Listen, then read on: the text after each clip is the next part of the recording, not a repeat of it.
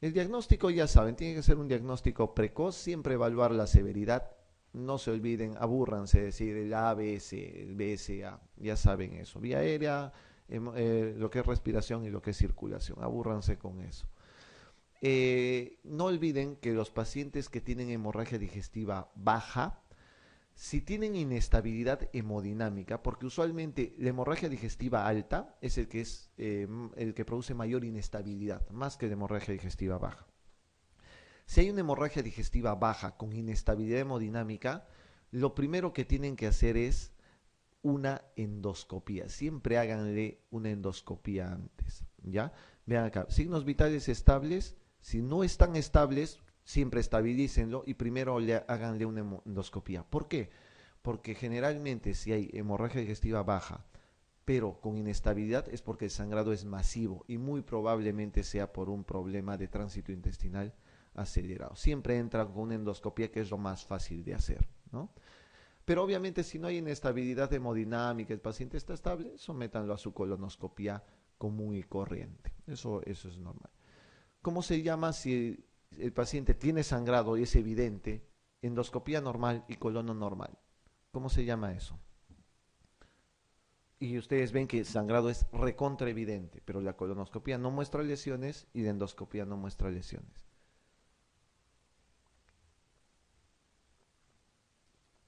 O ya no es hemorragia digestiva. Se llama hemorragia digestiva de origen oculto, ¿no? De origen oculto. ¿Y dónde estará el sangrado entonces? ¿Se le habrá pasado al endoscopista? ¿Se le habrá pasado al de colono? Recuerden hasta dónde ve la endoscopía. Ve esófago, estómago y las 3 o 4 primeras porciones de duodeno. ¿Qué ve la colono? Solo colon. ¿Qué les falta? 6 metros de intestino delgado, pues, ¿no? Les falta, todo intestino delgado no se ve con endoscopía y con colonoscopia. ¿Qué se hace para diagnosticar una hemorragia digestiva de origen oculto entonces? Enteroscopía, que puede ser por arriba o por abajo, ambas, o pueden hacer una cápsula endoscópica, ¿no? Se da una cápsula endoscópica. Es una pastillita que tiene una cámara de fotos adelante, ¿no? Y empieza a tomar fotos desde el momento que se ingiere hasta el momento que es evacuado, ¿no? Eso es una cápsula endoscópica. ¿Eso tenemos? Claro que tenemos. Ambas cosas se pueden hacer, ¿ya? No olviden entonces, soporte hemodinámico, manejo endoscópico y tratamiento quirúrgico pueden ser las partes del manejo. Siempre vía aérea, mantener la vía periférica y la vía aérea permeable y mantener la respiración y saturación como debe ser. No olviden la hemoglobina, siempre más de 7 actualmente, puede ser más de 8, pero más de 7 es lo prudente actualmente. Si el paciente tiene usualmente plaquetopenia, le transfunden plaquetas. Si el paciente tiene trastorno de coagulación, el TP alterado, plasma fresco, ¿no es cierto? Plasma fresco congelado. Miren lo que se hace con una diverticulosis, miren. Empieza a sangrar acá del divertículo, entonces lo que hacen es poner clips y se acabó. Es el mismo tratamiento que en endoscopía alta, ¿no?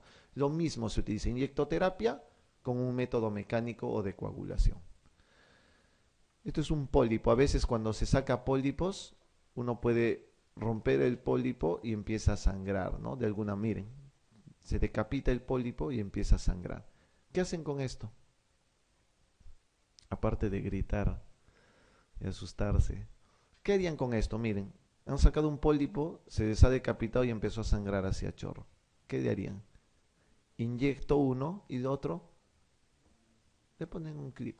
Hasta ahí se acabó el problema. Eso es solamente un análisis simple, ¿no? Esto es una proctopatía por radiación. Como son múltiples lesiones vasculares y telangiectasias, tienes que quemar todo con argón plasma, porque son telangiectasias. Ya saben eso. Pregunta 7. En relación a la hemorragia diverticular, señale la respuesta incorrecta. A ver, ¿suele originarse en el colon derecho? ¿Verdadero? ¿Falso? Ajá, creo que no me han hecho caso. ¿Dónde es más frecuente? Izquierdo. ¿Dónde sangra más? Ah, ok. Muy bien. ¿Es una complicación poco frecuente de la enfermedad diverticular de colon? En la mayoría de los casos la hemorragia recidiva suele presentarse como hematoquesia indolora. ¿Suele dejar de sangrar espontáneamente? Veo muchas caras de duda. Ok, les explico.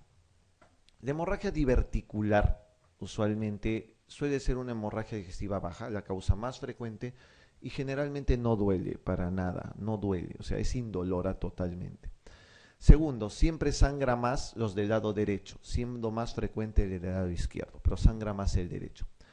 Doctores, siendo una enfermedad tan común, porque la mayoría de pacientes mayores de 50 o 60 años tienen divertículos, ¿ya?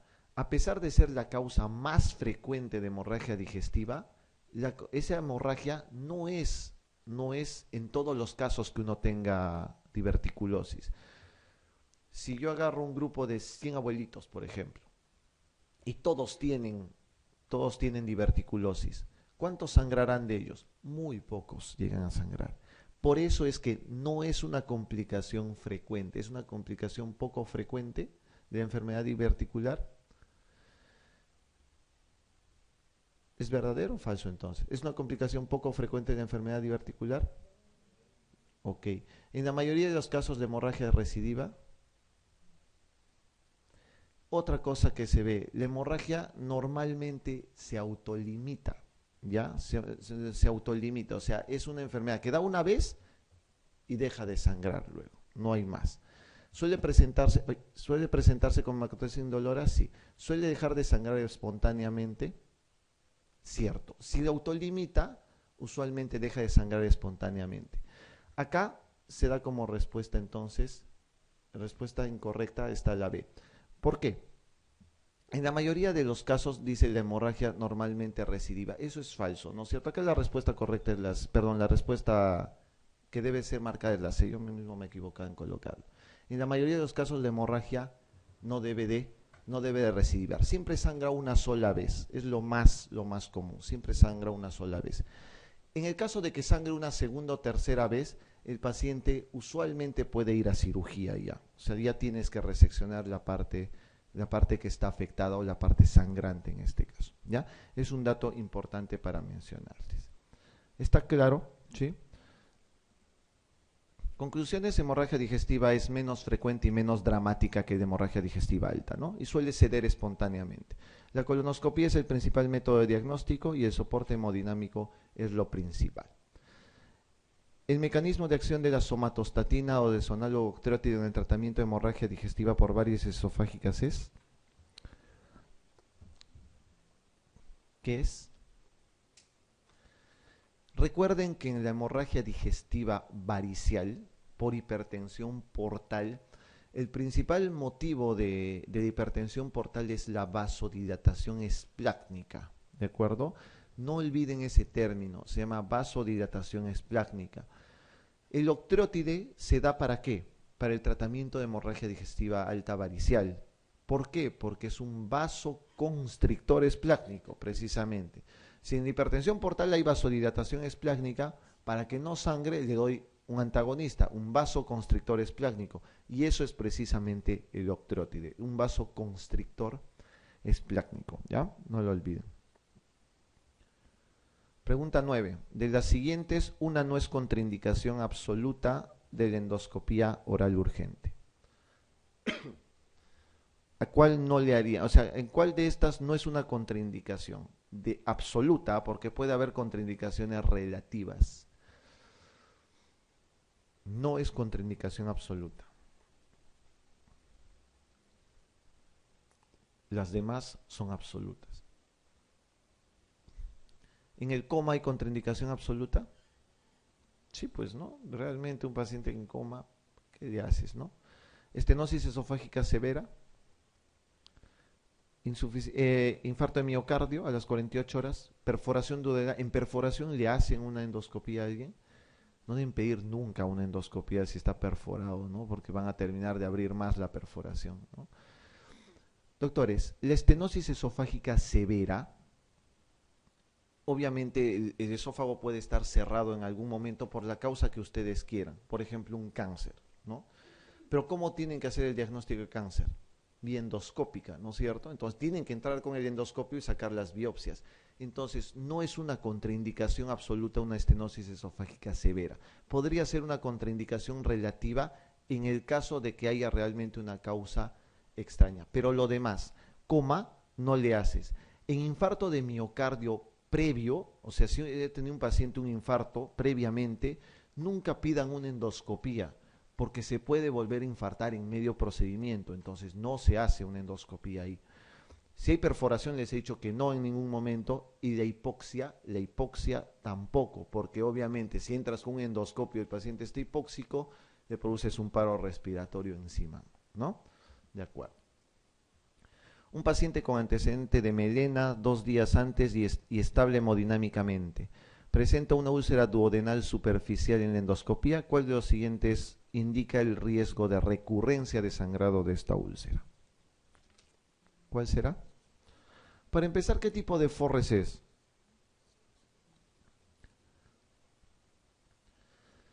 Estas preguntas de porcentajes a mí no me gustan, pero son preguntas que realmente las hacen en algunos de los exámenes.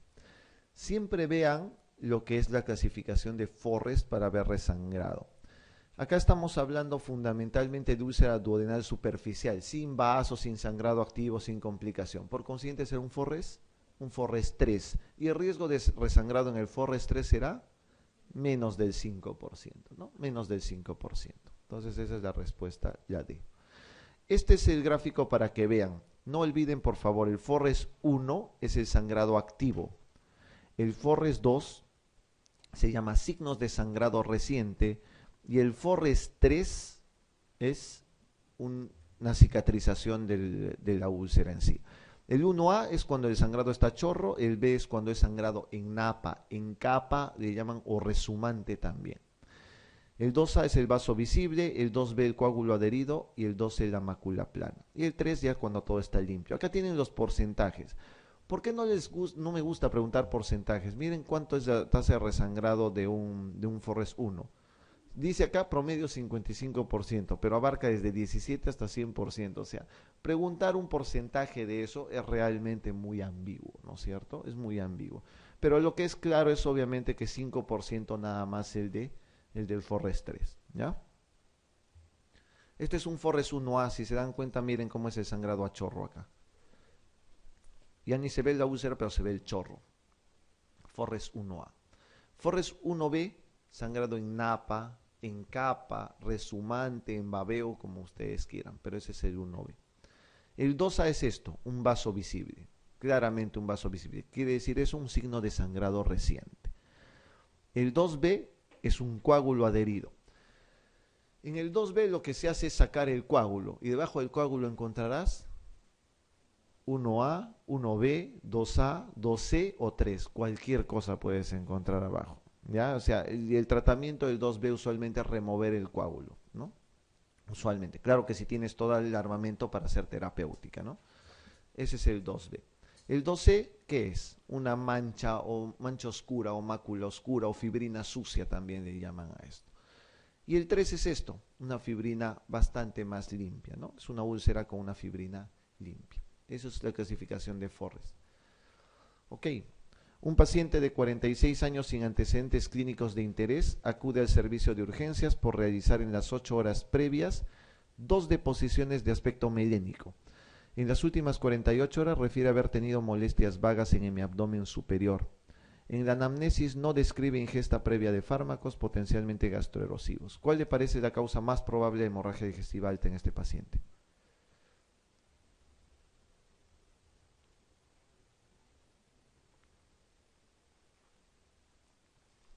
Melena, 46 años, sin antecedentes. ¿Cuál será? ¿Puede ser un mal Oribáis? No les ha dicho que haya vomitado previamente, entonces olvídenlo. Esofagitis erosiva, tendrían que decirle previamente que hay pirosis, que hay regurgitación, entonces no. Varices, tendrían que ser mala gente, pero tendrían que pedir estigmas hepáticos, necesariamente tiene que haber. Úlcera, ¿de acuerdo? Es una pregunta clara. Lo único que les han preguntado ahí en conclusión es cuál es la causa más frecuente de hemorragia digestiva alta. Es una úlcera, ¿no? Neoplasia, no, tienen que decirles que ha bajado de peso, que está anémico. Son así las preguntas. Es una úlcera péptica, ¿no? Pregunta 12. A ver, ¿cuál de las siguientes afirmaciones es correcta respecto a la administración de antiinflamatorios no esteroideos? Su administración junto con corticoides no aumenta el riesgo de lesiones gastroduodenales. Sí aumenta, ¿no es cierto? ¿La edad no influye en el riesgo de desarrollar lesiones digestivas? ¿La edad influye o no influye?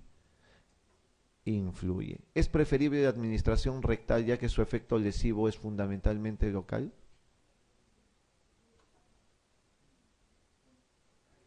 Si yo le pongo diclofenaco en Sprite, por ejemplo, a un paciente en la rodilla, ¿le produzco úlcera?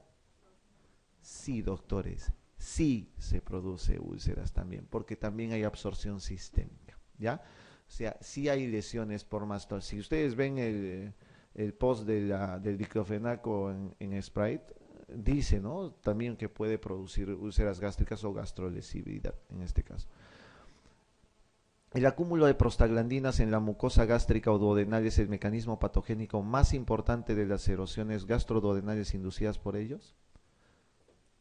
Acúmulo de prostaglandinas. ¿Cuál es el mecanismo de acción de los AINES? Inhibir prostaglandinas. Entonces no es el acúmulo, ¿no? Eso también es falso. Hasta el 15 a 30% de los pacientes que toman de forma crónica se demuestran úlceras gástricas y duodenales en endoscopía digestiva alta. Porcentajes, ¿no? Siempre los porcentajes que llaman la atención. Esa es la respuesta correcta, ¿no? Hasta el 15 a 30% de los pacientes que toman crónicamente tienen úlceras gástricas. Mucha atención entonces, por favor. ¿La edad no influye? La edad sí influye en esto, ¿no? Si juntas AINES con corticoides, le vas a producir más úlcera. Y no olviden eso, o sea, tú das tópico, rectal, en crema, en lo que tú quieras, y si hay gastrolesividad también. Quizás mucho menos, pero si hay gastrolesividad, ¿ya? Pregunta 13. ¿Cuál es la complicación más frecuente de la úlcera péptica? De acuerdo, eso es lo más común, ¿no? Una hemorragia digestiva. Veamos un poquito las complicaciones. Miren, la úlcera no complicada usualmente suele ser solamente dispéptico, ¿no? Pero estas 4 pueden ser complicaciones. Hemorragia, que es lo más frecuente, se puede perforar, se puede penetrar o se puede obstruir. ¿Cuál es la diferencia entre penetración y perforación, doctor? Doctor, ¿cuál es la diferencia entre perforación y penetración?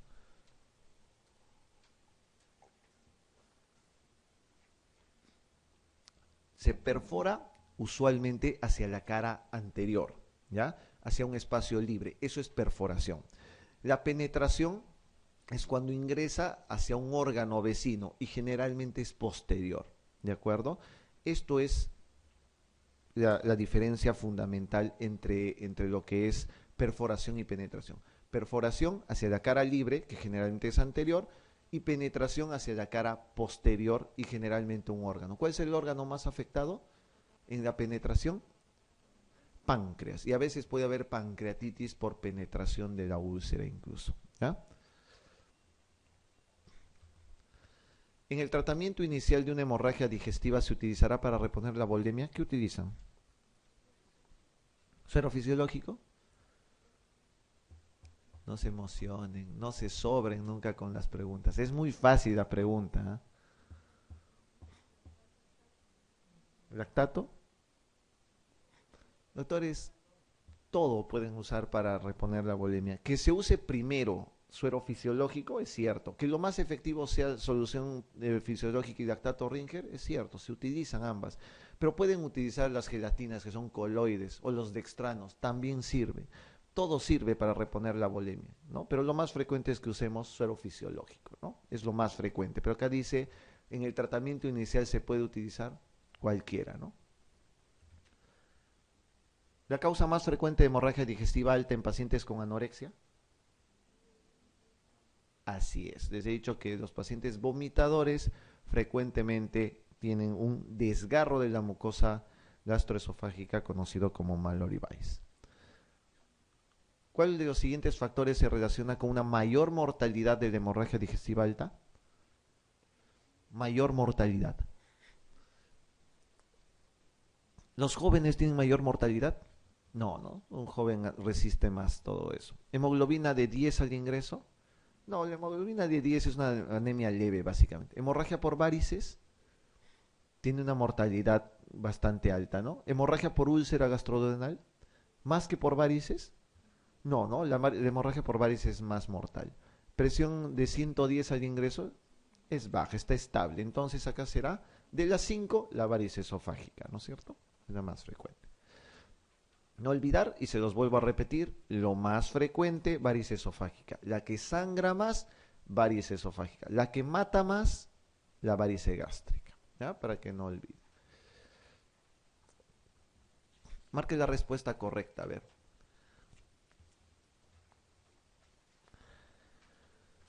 ¿Cuál les parece? ¿El hematocrito es siempre tempranamente anormal en un HDA? La palabra siempre ya excluye cualquier otra cosa y es falso, ¿no es cierto? No siempre tiene que estar bajo el hematocrito. ¿El aspirado claro a través de sonda nasogástrica asegura que no existe sangrado digestivo? Si ustedes le ponen una sonda, aspiran, es claro, dicen no hay hemorragia digestiva, falso. Eso no es 100% seguro, falso. El sangrado por varices esofágicas ocurre cuando la presión intravaricial es de 8 milímetros de mercurio. Esa es una pregunta interesante, pero sí tienen que saber los detalles. Para empezar, una varice esofágica aparece cuando la presión portal es de 10 milímetros de mercurio. Aparece cuando es 10 milímetros de mercurio. Sangra cuando es más de 12 milímetros de mercurio. Y es casi intratable cuando tiene más de 20 milímetros de mercurio. La última pregunta para ustedes. ¿Cuál es lo normal, la presión normal portal? Menos de 5, ¿no? O sea, 5 milímetros de mercurio es la presión portal. Entonces, ¿el sangrado por varices ocurre cuando la presión es de 8? No, ¿no es cierto? ¿El síndrome de Mallory-Weiss es una rotura esofágica por vómito? No, les he dicho que no confundan rotura con desgarro, ¿no? Rotura es el Boerhaave. Acá entonces ninguna es correcta, ¿no? Pregunta 18. De las que se citan a continuación, ¿cuál es la causa más frecuente de hemorragia digestiva baja en paciente mayor de 70 años? A ver. Angiodisplasia, ¿sí? De acuerdo, ¿no es cierto? De todos los que ven cáncer, úlcera, isquemia, colitis, lo más frecuente es una angiodisplasia. Ok, esa es la respuesta, la C. La pregunta 19 es igualita. De las que se citan a continuación, ¿cuál es la causa más frecuente de hemorragia digestiva en paciente mayor de 70 años? ¿Cuál será? No es angiodisplasia, pues. No les voy a poner la misma pregunta. Es la misma pregunta, pero no son las mismas respuestas. Así es, lean bien, por eso les he dicho. La causa más frecuente de hemorragia digestiva baja siempre son los divertículos, ¿no? Y el segundo lugar son las angiodisplasias. Por eso es que en el anterior, que no había divertículos, pueden marcar angiodisplasias, ¿no? Pero en este caso, si tienen entre divertículo y angiodisplasia, marquen enfermedad diverticular. Ya saben, causa más frecuente divertículos, segundo lugar angiodisplasia. Pregunta 20. Ante un paciente sin antecedentes que presenta una hemorragia digestiva alta masiva sin haber tenido clínica previa, ¿cabe sospechar en qué? ¿Úlcera gastroduodenal? Sin clínica previa. Y es un joven sin antecedentes. No dice joven, no, pero es un paciente sin antecedentes. Y es masiva. Ahí sí tienen que tener un poco de cuidado. Esta es una pregunta un poco difícil. Cierto que la úlcera duodenal ya te hace dudar, pero es un paciente que tiene una hemorragia masiva. El otro dato es que no tiene antecedentes de nada. Ya, o sea, no hay pirosis, no hay consumo de AINES, no hay helicobacter, nada de lo que ustedes conocen como para que vaya úlcera. ¿Ya? Entonces, cuando tienen eso en un paciente joven, con sangrado masivo abundante, o hematemesis o melena, piensen en esta enfermedad que se llama úlcera de Delafoy. ¿Ya? ¿Qué es una úlcera de Delafoy? La úlcera de Delafoy es un vaso arterial aberrante. Es un vaso arterial aberrante, ¿no? Es una malformación arterial gástrica, usualmente ubicado en los 6 primeros centímetros debajo del cardio, está en el cuerpo alto del estómago. Eso es lo usual, no tiene que estar ahí siempre, puede estar en cualquier otro lado. Y típicamente, como es un sangrado arterial, empieza a sangrar masivamente, ¿no? Se rasga y empieza a sangrar masivamente porque es una arteria. El tratamiento es el mismo que para una úlcera común y corriente. Inyectoterapia y le pone su clip. O inyectoterapia y le pone su banda. O inyectoterapia y le hace su argón. Cualquiera de esas cosas. Es siempre terapia doble. Pero es una úlcera que tiene la peculiaridad de que tiene una malformación arterial. ¿Ya? En la hemorragia digestiva alta por lesiones difusas de la mucosa gástrica, es encontrar el antecedente de una hemorragia digestiva alta por lesiones difusas de mucosa gástrica. ¿Qué es lo más frecuente? ¿El antecedente de qué?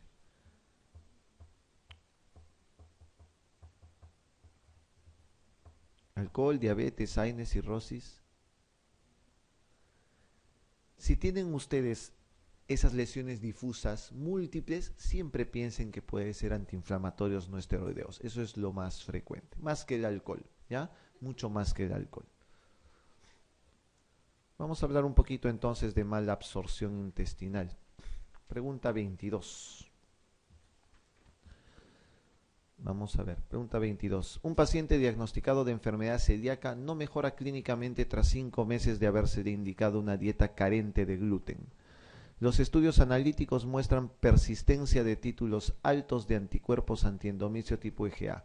¿Cuál es la causa más probable de que falte la respuesta a la dieta sin gluten? Que no siga la dieta, que no es una enfermedad celíaca, que se trate de sprue colágeno, que es una enfermedad celíaca asociada con una inmunodeficiencia variable o que ha desarrollado un linfoma. Primer punto, ahora les voy a enseñar todo lo que es enfermedad celíaca. Para empezar, el dato importante es que los pacientes que son celíacos saben que la enfermedad es producida por una reacción adversa a una proteína, que es el gluten, ¿no es cierto? ¿Y el gluten está en qué alimentos? En el trigo, la cebada y el centeno. Eso es una enfermedad celíaca. Cuando un paciente tiene enfermedad celíaca y tú le suspendes la dieta, el paciente va muy bien, porque ese es su tratamiento. ¿Cuál es la principal causa de que el paciente vuelva a tener los mismos síntomas? El paciente te saca la vuelta. El paciente no cumple con su dieta. Eso es lo más seguro siempre. Entonces, cada vez que les pregunten eso, ¿cuál es la principal causa de que vuelva a reaparecer el cuadro de enfermedad celíaca? Siempre marquen que el paciente no sigue correctamente la dieta, ¿ya? A veces por desconocimiento, ¿ah? Porque el médico dice, sí, doctora, señora, no coma gluten. Ah, ya, doctor, no va a comer gluten. ¿Qué es gluten? Nadie sabe qué cosa es gluten. ¿Qué alimentos tienen gluten? Nadie sabe. El trigo, ya no voy a comer trigo, va, y una galleta integral llena de trigo, ¿no? Por ejemplo, ¿no? Desconocimiento básicamente del paciente. Vamos a ver enfermedad celíaca. Primero, el dato importante, ya saben, que es ocasionada por esta proteína que es el gluten, ¿no? Por la ingesta de gluten. Por no olvidar, por favor, estos dos antígenos leucocitarios. Está asociado al DQ2 y al DQ8 hasta en el 95% de pacientes. Por consiguiente, esa sí puede ser pregunta de examen en algún momento. Pueden haber factores genéticos, ambientales, pueden haber muchas cosas que puedan ocasionar, desencadenar además todo eso, ¿no? Miren acá cómo es usualmente este iceberg de presentación clínica. Un paciente con enfermedad celíaca típica, o sea, con una enfermedad celíaca clásica, es la minoría de los pacientes, ¿ya? O sea, los síntomas realmente de una enfermedad celíaca son muy, pero muy vagos, ¿de acuerdo? Generalmente un paciente con mala absorción por enfermedad celíaca, lo típico que va a tener es diarrea crónica. Y una diarrea crónica a veces lo pasan simplemente de largo o lo consideran como nada, ¿no? Entonces, los casos típicos de enfermedad celíaca son muy pocos. Los atípicos son el siguiente en característica. Entonces, mucha atención con ese detalle. Hay pacientes que están clínicamente sanos, que son la mayoría, y lo único que tienen es esa susceptibilidad genética, al DQ2 o al DQ8, nada más. Entonces, atención a eso. A ver, fisiopatológicamente, ¿qué es lo que pasa? ese gluten, ¿no? Que contiene la gliadina fundamentalmente, lo que hace es entrar al enterocito y producir una respuesta inmune mediada tanto por linfocitos T como por linfocitos B. Entonces, esa respuesta inmune lo que hace es destrucción fundamentalmente de los enterocitos para producir finalmente la mala absorción en este caso. ¿Les gusta el tenis o no? ¿Sí? ¿Alguien ve tenis o no? Ay, ustedes solo estudian, nada, muy estudiosos son. Hay un tenista muy famoso que es celíaco, por ejemplo, que tiene una enfermedad celíaca. ¿Quién es? Nadal tiene oxiuros, ustedes para jalándose así los calzones. El que tiene enfermedad celíaca es Djokovic. Djokovic, por ejemplo, es un celíaco confirmado y está en tratamiento sin gluten, por ejemplo. Él no puede consumir gluten. Si dan gluten, ustedes le ganan un partido sin ningún problema a Djokovic.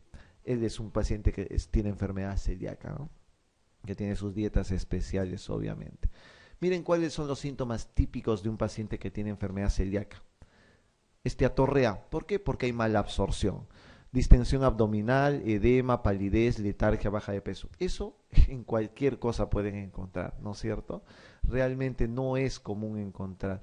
¿Qué es lo típico que va a presentar un paciente entonces celíaco? Probablemente una diarrea crónica, probablemente esteatorreica, ¿no? Esta es una asociación frecuente, no siempre pasa, pero es una asociación. A esto se llama dermatitis herpetiforme, ¿ya?